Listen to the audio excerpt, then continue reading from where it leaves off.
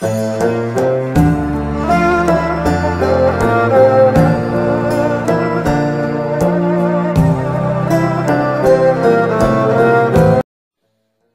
انسان کوشش کرے تو کیا یہ تقدیر کے پروسیس کا حصہ ہوگی؟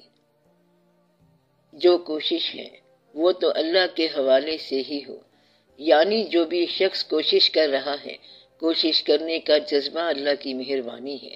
مثلا چوائس کا دسترخوان آپ کے لیے فکس ہو چکا ہے، آپ اس چیز کو چوائس نہیں کر سکتے جو آپ نے دیکھی نہیں ہے۔ آپ 15 آدمیوں میں سے ایک دوست بنا لیں، یہ لوگ آپ کے دیکھے ہوئے ہیں، اور جو اچھا دوست ہے وہ ہو سکتا ہے کہ افغانستان میں ہو، یا آپ کو پتہ نہ ہو کہ وہ کہاں رہتا ہے، چونکہ وہ دوست آپ نے دیکھا ہوا نہیں، آپ اس چوائس سے محروم ہیں۔ تو پیدا ہوتے ہی آپ کی ڈیسٹینی جو ہے وہ پابند ہو گئی تھی، وہ کچھ تو آپ نے دیکھا ہی نہیں ہے۔ دنیا میں آپ آزاد پیدا ہوئے، لیکن آپ کو معلوم ہی نہیں کہ دنیا میں کتنی چیزیں ہیں جن کی آپ کے پیدا ہوتے ہی آزادی ختم ہو گئی۔ تو یہ انسان جو ہے آخر ایک راستے کا مسافر ہو جاتا ہے۔ اگر سفر نہ کیا جائے تو امکانات بڑے ہوتے ہیں، اور جب سفر کرنے لگو تو ایک ہی راستہ رہ جاتا ہے، بس یہ مجبوری ہے۔ مثلا بے شمار سڑکیں جاتی ہیں اس کے گھر کو، دوست کے گھر کو، جب آپ چل پڑے تو ایک ہی سڑک ملے گی، بس اتنی سی کہانی ہے۔ تو امکانات آپ کی آزادیاں ہیں، اور ایک سڑک کا سفر جو ہے اس کو آپ مجبوری کہہ لیں، تقدیر کہہ لیں، بس آپ کا یہ حاصل ہوتا ہے۔ اب آپ کا کھانے کا پروگرام کسی بھی شکل میں ہو سکتا ہے، کسی بھی واقعے میں ہو سکتا ہے کہ کیا کھاؤ گے، جو مرضی پکاؤ، آج یہ پکاؤ وہ پکاؤ، مگر آپ نے جو کھایا وہ مقدر تھا، اس لیے مقدر کو بڑی خوشی سے قبول کرو، جھگڑا نہ کرو، اس کے ساتھ صلح سے رہو۔ تقدیر اگر بدل جائے تو بے شک بدل جائے، مگر جو ملا پھر وہی مقدر تھا۔ تو نگاہ مرد مومن جو ہے وہ آپ کا مقدر ہے، اور پھر آنے والا آ جائے گا تقدیر بدلنے کے لیے۔ وہ کہے گا کہ کہاں سے آئے ہو؟ وہ کہتا ہے کہ میں تقدیر بدلنے کے لیے آیا ہوں۔ مولانا روم رحمت اللہ بیٹھے ہوئے بچوں کو پڑھا رہے تھے، فقہ، حدیث شریف، بہت ساری چیزیں پڑھا رہے تھے۔ ایک شخص پیدل چلتے چلتے کئی سال بڑی عرفانیات لے کر اور پورے عزم کے ساتھ تکمیل کرنے کے لیے، ساری تکمیل کرنے کے لیے مکمل شرف جو ہے سارے کا سارا وہ رومی رحمت اللہ کے لیے لے کے آ گیا۔ مولانا روم رحمت اللہ کی تقدیر دیکھو کیسی ہے کہ گھر میں بیٹھے ہوئے ہیں، اور تقدیر دینے والا کہیں دور سے چل کر آ رہا ہے، خدا جانے کہاں سے چلا آ رہا ہے، یہ دم ہما دم آ رہا ہے۔ اور پھر ایک واقعہ ہو گیا، اس سے پتہ چلتا ہے کہ مقدر کیسے بنتے ہیں۔ اس پہ کبھی غور کریں تو پھر آپ کو بات سمجھ آ جائے گی۔ میں نے پہلے بھی بتایا تھا کہ ایک معاشرہ جس میں برائی آ جائے تو وہ معاشرہ تباہ ہونے کے قابل ہوتا ہے، برائی والا تباہ ہو جاتا ہے نا۔ عرب کا معاشرہ اسلام سے پہلے اتنا ہی برا تھا کہ تباہ ہونے کے قابل تھا، مگر اللہ کے مزاج میں ایسی بات آ گئی کہ اللہ نے حکم دیا کہ اس کو تباہ نہ کرو بلکہ اس کو ریفارم کر دو۔ اب یہ مقدر بن رہا ہے، تباہ ہونے کے لیے وہ معاشرہ انتظار کر رہا ہے، اور تباہی کی بجائے اوپر سے ریفارمیشن، رحمت آ گئی ہے، بلکہ مکمل رحمت، رحمت عالم صلی اللہ علیہ وآلہ وسلم آ رہے ہیں۔ تو یہ اللہ کے کام ہے کہ جہاں تباہی کی ضرورت تھی وہاں پر اللہ تعالیٰ نے رحمتیں عطا فرما دی۔ تو یہ خاص واقعہ ہے تقدیر کو دیکھنے کے لیے اور تقدیر کو سمجھنے کے لیے۔ تو یہ بات دیکھو کہ پانی میں چراغ کہاں جلتا ہے، پھر سمجھ آئے گی کہ تقدیر کیا ہے۔ تقدیر یہ ہے کہ غریبی میں بادشاہی کیسے ہوتی ہے۔ تقدیر یہ بھی ہے کہ تضادات میں دیکھو کہ تقدیر کیسے چل رہی ہے۔ جہاں سارے دکھی ہیں وہاں ایک آدمی خوش ہے۔ دوسرا آدمی پوچھتا ہے کہ تمہیں کیا خوشی ہے، تم بھی تو غریب ہو۔ کہتا ہے ہمارا مزاج ہی اور ہے، بس اللہ تعالیٰ کی مہربانی ہے۔ تو یہاں آ کے بات سمجھ آتی ہے کہ تقدیر بدلنے والا دور سے چل کر آتا ہے اور خود بخود ہی آتا ہے۔ لہٰذا آپ اپنے مقدر پر پورا پورا بھروسہ کریں، اللہ تعالیٰ کوئی نہ کوئی سبب بنا لے گا۔ کبھی آپ کے ہاتھوں سے نیکی سرزد ہو جائے گی، کبھی کوئی اور بنانے والا آ جائے گا، اور کبھی اتفاق سے نتیجہ ٹھیک ہو جائے گا۔ اس لیے آپ اپنی اچھی تقدیر کا انتظار کیا کریں۔ کہتے یہ ہیں اور صحیح کہتے ہیں کہ جس شخص کا انتظار اچھا ہو گیا اس کا مستقبل اچھا ہو گیا۔ مستقبل کیا ہے؟ تیرے انتظار کا چہرہ، اور یہ کہ تو انتظار کیا کر رہا ہے۔ اگر تو اندیشہ کر رہا ہے پھر تیرا مقدر خراب ہو جائے گا۔ اب انتظار کیا کر رہا ہے؟ کہتا ہے کہ میرا خیال ہے کوئی نہ کوئی اچھا واقعہ ہونے والا ہے، تو پھر اچھا ہی ہوگا۔ تو جس کا انتظار اچھا ہوگا اس کا مستقبل اچھا ہوگا۔ آپ اپنے انتظار کا چہرہ دیکھا کرو۔ برا انتظار جو ہے یہ برا مستقبل ہے۔ اگر آپ اور کچھ نہیں کر سکتے تو انتظار تو اچھا کر سکتے ہیں نا، یعنی حسن انتظار۔ حسن انتظار جو ہے یہ آنے والے وقت کی اچھی خبر ہے۔ ہائے مجبوری میری تقدیر کی، ہر قدم پابند ہے تحریر کی۔ تو تقدیر ہی پابند ہوئی پڑی ہے، پتہ نہیں کہ اب کیا کرنا ہے یا اللہ۔ تو تقدیر پہلے لکھی پڑی ہے۔ آپ بات سمجھے ہیں؟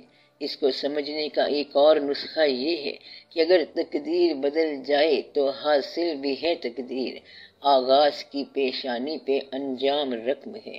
تو جو فائنل بات تھی وہ تقدیر تھی، اور یہ پہلے سے لکھی ہوئی تھی۔ تو جو شروع سے لکھی ہوئی تھی وہی تقدیر تھی۔ تو پہلے تقدیر میں لکھا ہوگا اور بعد میں بات شروع ہوگی، واقعات ہوں گے، حالات ہوں گے، اور تقدیریں بنتی جائیں گی۔ اور یہ سارا واقعہ جو ہے وہ پہلے قدم کی وجہ سے ہے۔ آپ کا پہلا قدم جو ہے یہ تقدیر کا قدم ہوتا ہے، پھر تقدیر آپ کو آہستہ آہستہ اس سمت میں لے جاتی ہے، اور پھر اللہ کا فضل ہو جاتا ہے۔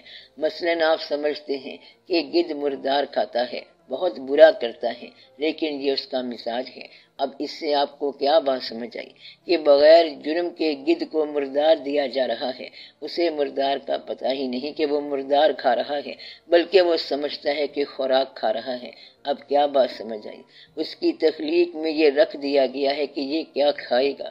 اب یہ غور کرنا کہ شاہین کی تخلیق میں رکھ دیا گیا کہ اگر وہ مرے گا تب بھی زمین پر نہیں آئے گا۔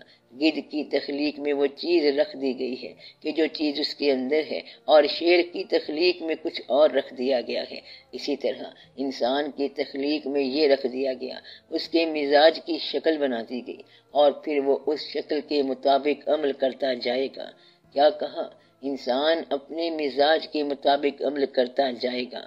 آپ صلی اللہ علیہ وآلہ وسلم کہہ دیجئے کہ ہر چیز عمل کرے گی اپنی شکل کے مطابق، اور شکل مزاج کی ہے۔